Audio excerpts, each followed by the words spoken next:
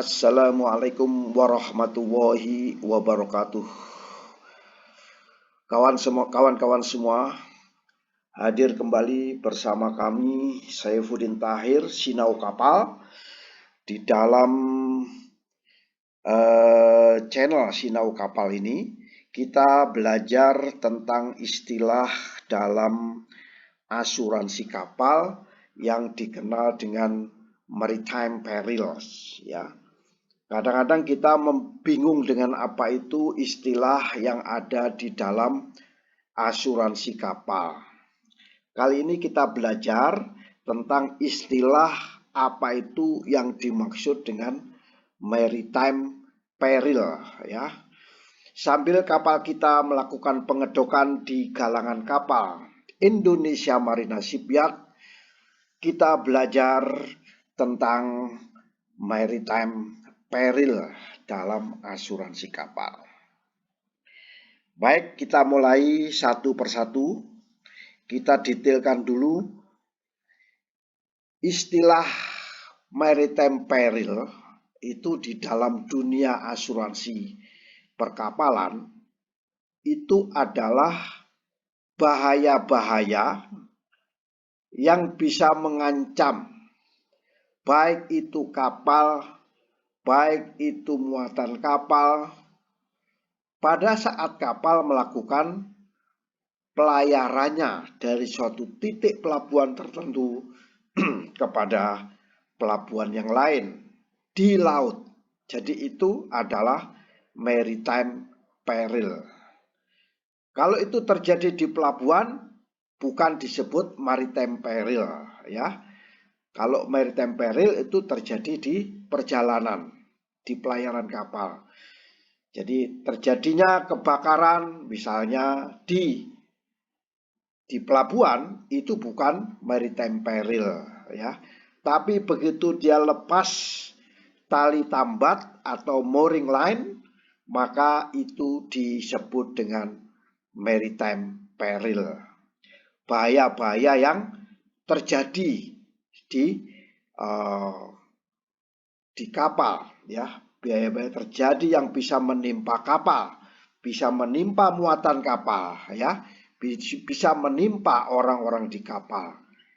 Nah, itu dikenal dengan maritime peril. Jadi sekarang kita sudah tahu bahwa maritime peril adalah bahaya-bahaya yang terjadi di laut, bukan di pelabuhan, ya.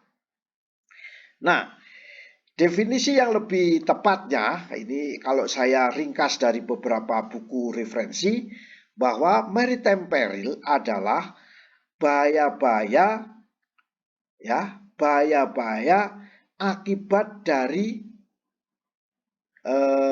navigasi kapal, ya, akibat atau insidental terhadap navigasi pelayaran. Ya, ini kalau saya ringkas seperti bahaya-bahaya akibat pelayaran atau insiden terhadap navigasi atau pelayaran kapal. Jadi kalau kita mengalami insiden di dalam pelayaran, itu kita kenal dengan maritime peril, ya.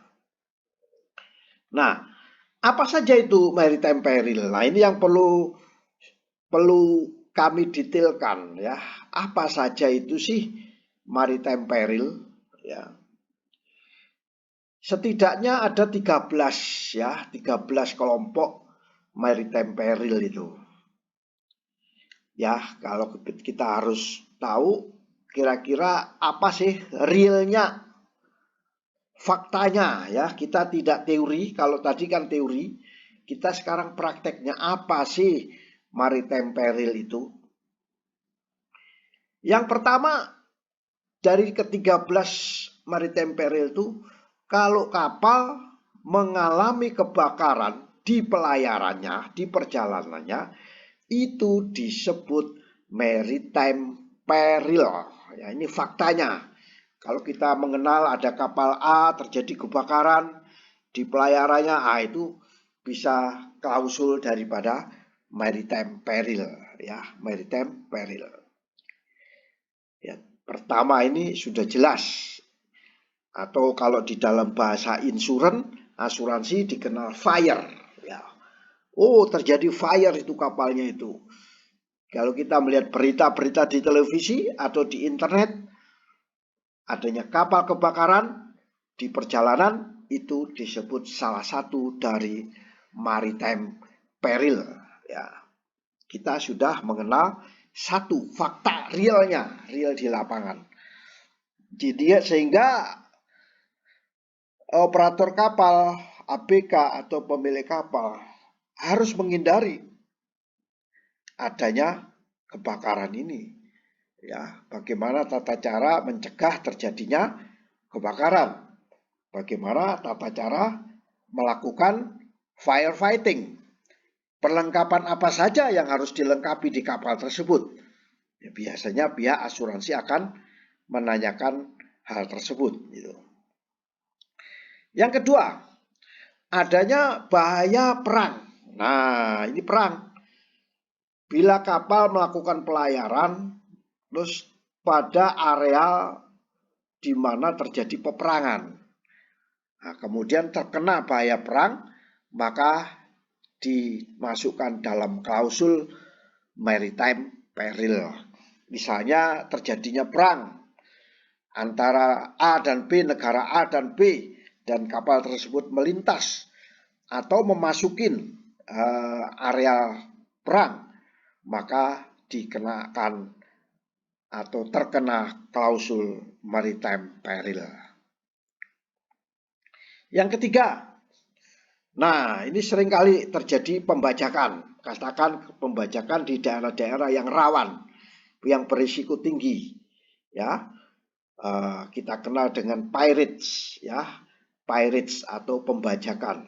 Ya, IMO telah menetapkan satu code namanya ISPS code, ya. Kapal harus melengkapi kapalnya dengan ISSC, International Ship Security Certificate. Nah, tentunya ABK telah diajari, telah dilakukan sosialisasi bagaimana menangkal terjadinya pembajakan, bagaimana memperlakukan terjadinya pembajakan. Nah, bila itu tidak ada, ya klausul ini bisa menjadi pegangan bagi asuransi kapal. Pembajakan kapal ini disebut dengan maritime peril. Yang keempat, penjelajahan laut atau kapal. Jadi ada namanya, ya misalnya ada hampir sama ini dengan pirate, tapi ini akibat tertahan, ya. Kapal itu gara-gara adanya rover atau penjelajahan kapal tertahan. Waktu pengirimannya tidak sesuai, ya. Terjadinya delay, ya. Delay. Terjadinya delay, kapal tidak bisa mengirim muatan ke pelabuhan tujuan. Ini disebut rover.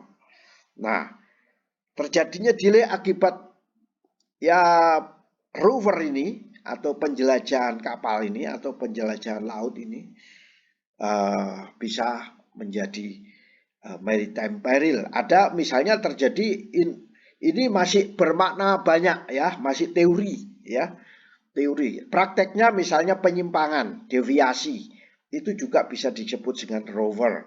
Atau pasif, ada bencana terjadi gelombang yang itu juga bisa menjadi rover.